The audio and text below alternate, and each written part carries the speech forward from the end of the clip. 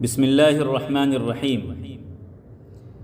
اختلاف مخارج کی حقیقت کیا ہے؟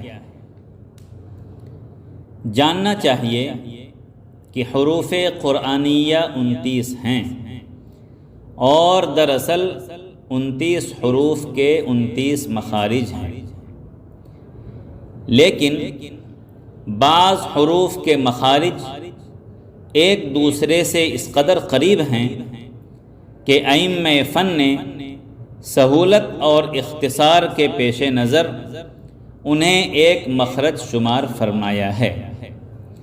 مثلا طا، دال اور تا 3 الگ حروف ہیں، ان تینوں کا مخرج ایک ہی ہے، زبان کی نوک اور ثنایا علیا کی جڑ۔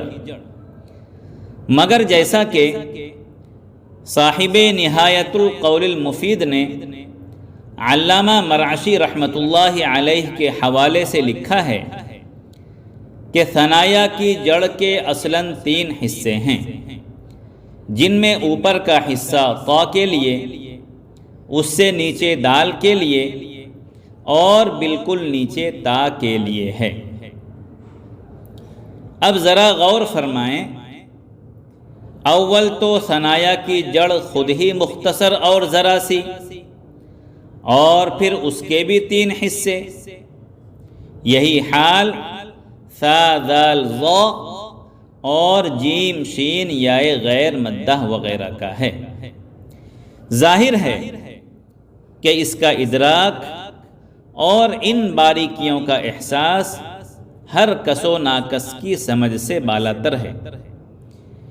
اسی وجہ سے ائمہ فن نے امت کے ہر طبقے کی رعایت کرتے ہوئے جہاں پر 2 حرفوں کے مخارج کے مابین تمیز سہل تھی، اس کو ایک مخرج شمار کیا، اور جہاں پر تمیز دشوار تھی، ایسے حروف کے مخارج کو ایک مخرج شمار فرمایا۔ اس طرح مخارج کا عدد 29 سے گھٹ کر 17 تک پہنچ گیا، جو جمہور اور امام خلیل بن احمد فراہیدی نحوی رحمۃ اللہ علیہ کا مسلک ہے، جس کی تفصیل کچھ اس طرح ہے: حلق میں 3، لسان میں 10، شفت میں 2، ایک جوف اور ایک خیشوم۔ پھر بعض ائمہ فن مثلا امام سیبویہ رحمۃ اللہ علیہ نے حروف مدہ میں مخرج معین پر ہونے والے معمولی اعتماد کو بمصلحت اختصار معتبر قرار دیتے ہوئے جمہور کے 17 میں سے ایک مخرج جوف کو کم کر دیا، اور فرمایا کہ حروف مدہ 3 میں سے الف مدہ کا مخرج حمزہ کی طرح اقصائے حلق، واو مدہ کا مخرج واو غیر مدہ کی طرح انضمام شفتین، اور یا مدہ کا مخرج یائے غیر مدہ کی طرح درمیانی زبان، درمیانی تالو ہے۔ اس طرح تعداد 16 رہ گئی۔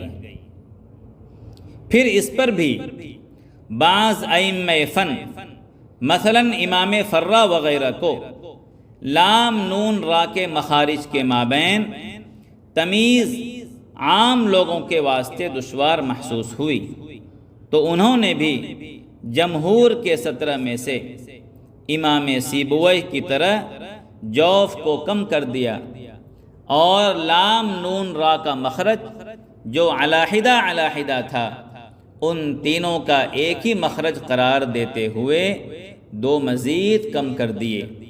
اس طرح 3 کم ہو کر تعداد 14 رہ گئی۔